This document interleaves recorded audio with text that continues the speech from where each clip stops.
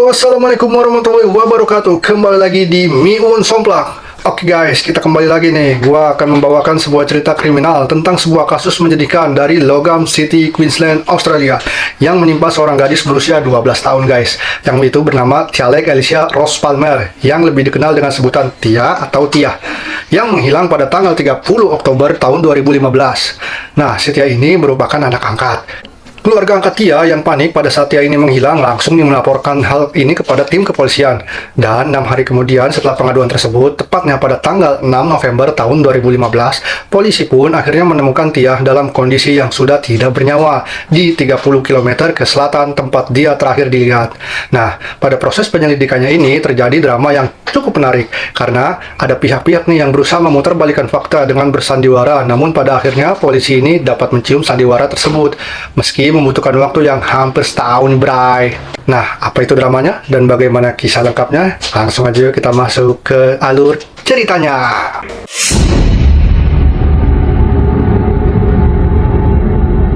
Nah, jadi Bre, sebenarnya nggak ada pemberitaan yang menyebutkan kapan dan di mana Tia ini lahir dan dibesarkan.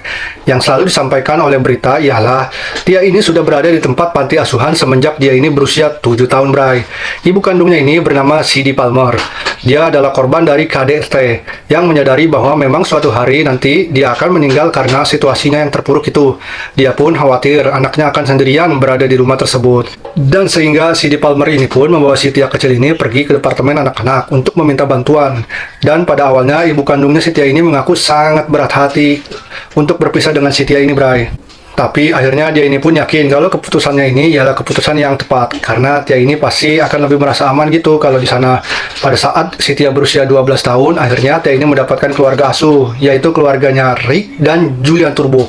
Mereka ini memiliki dua putra, yaitu bernama Josh Turbon yang berusia 20 tahun dan Trent Turbon yang berusia 19 tahun. Ingat ya, Bre ya, nama ini anak dan nama bapaknya ya, yaitu si Rick dan Julian. Nah, oleh Rick, si Tia ini disekolahkan di sekolah menengah Marsden dan mereka ini tinggallah di sebuah kota yang bernama Kota Logan, kurang lebih 45 km atau 28 mil selatan dari kota Brisbane, Australia. Dan selama ini ia diasuh oleh keluarga Turbon. Ia masih berhubungan baik dengan ibu kandungnya, si Cindy Palmer ini. Dan sampai situ aja nih latar belakangnya, diketahui tentang kehidupan si Tia ini sampai akhirnya dia ketemu keluarga asuhnya, Bre. Lalu apa yang terjadi selanjutnya?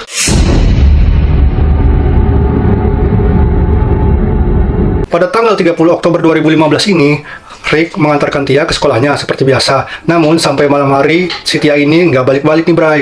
Akhirnya si Rick ini langsunglah membuat laporan ke polisi bahwa memang anak asuhnya ini telah menghilang.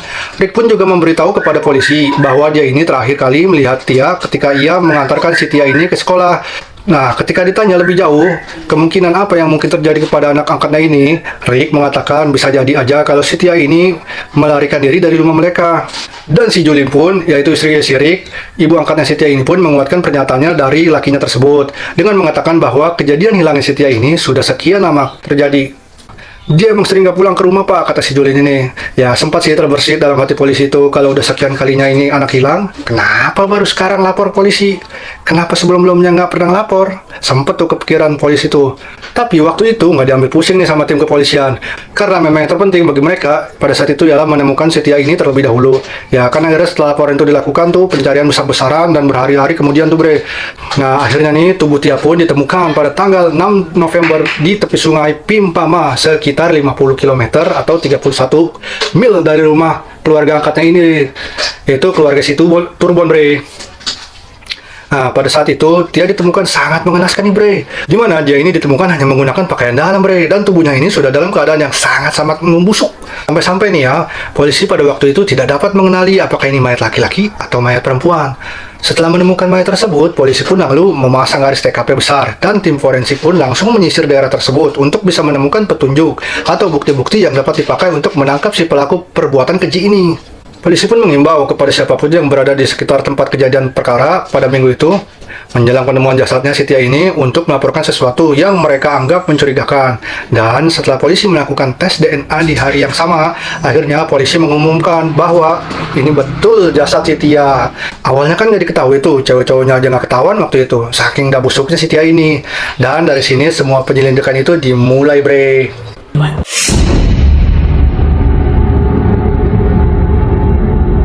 Nah, kasus pembunuhan Tia ini memang pastilah banyak menyita atensi masyarakat umum ya kan. Pada tanggal 8 Novembernya, 300 orang langsung berkumpul di tempat terakhir si Tia ini dilihat. Mereka menyalakan lilin di sana untuk menunjukkan rasa berduka mereka, dan pemakaman untuk si Tia pun dilakukan pada tanggal 14 November tahun 2015. Di hari pemakaman si Tia ini, bre, para pelayat memakai baju berwarna ungu bertuliskan nama Tia. Dan pemakaman itu dihadiri oleh 600 orang, bre. Aduh, emang orang baik sih ya. Dan selama proses ini berlangsung, keluarga Turbon ini terlihat sangat sedih. Iyalah, namanya juga anak kan. Nah, Rick pun mulai menangis tuh, nggak henti-hentinya di depan publik. Dan ternyata, itu adalah air mata buaya. Kenapa bisa begitu? Gini nih ceritanya. Polisi itu selain pada saat itu, bre, mengakui bahwa mereka mungkin tidak akan pernah tahu bagaimana si Tia ini meninggal. 70 siswa dari sekolah Tia pun telah diwawancari oleh polisi, B. Dan dari hasil wawancara ini, akhirnya polisi tahu kalau di hari Tia menghilang, tepatnya di tanggal 30 Oktober itu, dia ini bolos sekolah. Dan juga para masyarakat yang mempunyai catatan kriminal di sekitar daerah tersebut, semuanya udah diwawancarai polisi nih. Tapi hasilnya ya masih nihil juga. Nggak ada yang tahu nih siapa yang sudah melakukan perbuatan keji ini kepada si Tia ini. Kemudian pada hari Rabu tanggal 11 Novembernya, polisi dan sekitar 20 sukarelawan layanan darurat negara bagian Queensland ini langsung menggeledah semak dan saluran air di dekat sekolah menengah negerinya si Tia. Tapi usaha ini pun belum memberikan hasil sama sekali. Mereka masih nggak nemuin tuh petunjuk sedikit pun yang dapat membantu memecahkan kasus ini, bre. Ya, sampai-sampai ini polisi menawarkan hadiah uang tunai $250.000 Australia. Ya, kurang lebih kalau dirupiahkan itu sekitar 2,6 miliar rupiah lah, untuk masyarakat yang mungkin mempunyai petunjuk atau informasi gitu biar bisa dipecahkan cepat kasus Tia ini. Aduh, andai cara ini dilakukan oleh polisi Konoha, waduh, dijamin nih netizen Konoha langsung sat, nggak lama pasti ketemu tuh. Tapi ya gitulah, welcome to Konoha. Yaudah, kita lanjut lagi nih, balik ke ceritanya. Dan pada tanggal 14 Maret 2016, ibu kandung si Tia ini, yaitu si Cindy Palmer, muncul nih ke publik. Dia dengan sukarelawan diwawancarai oleh sebuah program TV, memohon kepada siapapun yang mempunyai informasi untuk melaporkan kepada tim kepolisian. Ya pastilah, bre, dia ingin kasus kematian anak kandungnya ini yang udah berbulan-bulan belum ada perkembangan supaya cepat bisa terungkap, ya kan? Biar apa? Ya biar pelakunya cepat tertangkap lah. Dan akhirnya setelah hampir 7 bulan tanpa petunjuk yang pasti, tiba-tiba polisi ini menerima telepon dari penelpon anonim yang memberitahu bahwa Trent Turbon, yaitu putra dari si Rick Turbon ini, mungkin pernah melecehkan Tia secara seksual. Nah, dapat nih petunjuk baru, ya kan? Nah, dapat tersangkanya lah nih si polisi kan.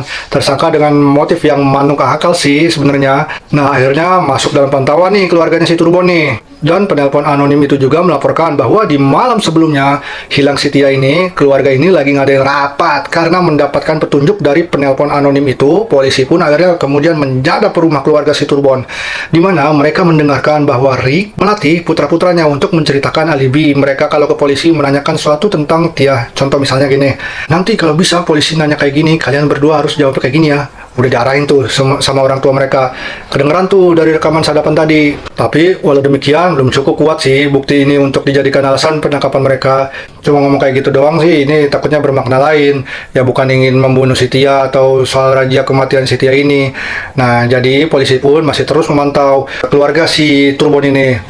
Terus di bulan ke-11 masa investigasi pada tanggal 13 September tahun 2016, polisi pun langsung menyita sebuah mobil Ford yang ternyata setelah diselidiki, mobil tersebut adalah mobil Rick yang ia jual setelah hilangnya si Tia. Makin menguatkan analisa polisi kan ya, berarti tentang keluarga si Turbon ini. Ya, ngapain lu jual mobil waktu si Tia hilang? Harusnya lu cari anak lu lah. Dari situ nih polisi semakin yakin jangan-jangan mereka inilah yang menyebabkan si Tia ini metong. Dan kemudian keluarga Turbon ini akhirnya diseret dan diinterogasi. Kemudian menjadi jelas nih bahwa terbukti mereka ini sudah membohongi polisi. Karena dalam investigasi ini, Julien dan Josh, ibu sama anak laki-laki satunya ini, akhirnya berkata jujur. Di mana mereka ini mengatakan kalau Rick telah melakukan sesuatu hal yang buruk kepada Tia. Josh ini mengatakan bahwa mungkin ayahnya inilah yang sudah membunuh Tia. Karena bre, bapaknya ini pernah bilang, Tia udah gak ada lagi bersama kita. Dari situ, Josh pun akhirnya tahu nih apa yang sudah dilakukan ayahnya ini untuk melindungi Trent dan adiknya. Loh, kenapa dilindungi si Trent ini? Julien ini pun bercerita kepada kepolisian bahwa seminggu sebelum hilangnya si Tia, si Trent ini bercerita sama bapaknya kalau Trent ini sudah melakukan hubungan dengan Tia dan takut kalau si Tia ini hamil, bre. Hubungan ini bukan asas mau sama mau ya, tapi ya pemerkosaan. Jadi si Tren ini udah memperkaos si Tia. Nah, karena takut si Tia ini hamil, si Tren pun juga takut di penjara. Mendengar pengakuan dari anaknya ini, si Rick sama Julin, orang tuanya si Tren ini, malah langsung panik nih. Rick pun berkata, pokoknya kalian berdua anak-anakku nih nggak boleh masuk penjara. Karena khawatir dengan kemungkinan ini, Rick ini pun langsung memberitahu kepada istrinya, kurang lebih begini nih. Kita perlu memikirkan ini sayang, kita harus menangani ini dengan benar. Nah, baru nih pada tanggal 29 Oktober tahun 2015 di malam hari, Rick ini menyuruh Josh dan Tren untuk keluar dari rumah dan berada di mana orang dapat melihat mereka. Buat apa kok gitu sih? Ya buat alibi mereka lah. Jadi tuh saat dia mati kan seolah-olah, wah, mana mungkin saat si Tia mati orang mereka pada ngelihat si Tren sama Josh ini berduaan kok di sini. Supaya nggak disangka juga ada sangkut pautnya mereka nih dengan si Tia yang hilangnya ini. Sama halnya juga dengan istrinya. Rick ini pun menyuruh Julin ini untuk pergi ke rumah saudaranya di malam hari. Dan di malam inilah Julin dan Josh meyakini bahwa Tia ini sudah dibunuh oleh Rick.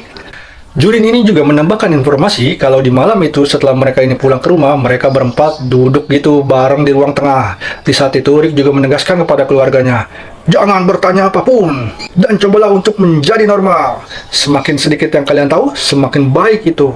Nah gitu tuh kata si Rick. Dan itu juga diungkapkan sama si Julin dan Josh ke kepolisian. Tapi dari pengakuan Julin dan Josh ini tidak ada informasi tentang bagaimana si Rick membunuh Tia, bre. Karena pada malam itu si Tia ini memang ditinggal sendirian di rumah bersama si Rick. Dua anaknya tuh kan udah disuruh pergi, istrinya juga udah disuruh pergi tuh ke tempat saudaranya. Jadi yang tahu bagaimana membunuh si Tia ini ya cuma si Rick. Dan akhirnya setelah dipush terus oleh polisi, Rick pun mengakui sudah menghabisi nyawanya si Tia. Dia pun juga mengakui bahwa dulunya tidak hanya Tren nih yang sudah melecehkan Tia, melainkan Rick juga pernah si Tia. Anjir, bapak anak sama-sama dajal ini mah parah. Masih bocah coy, lu aduh parah-parah. Dan memang hal ini dilakukan oleh si Rick dikarenakan dia ingin melindungi keluarganya dengan cara membunuh orang lain. Aduh, nggak beres.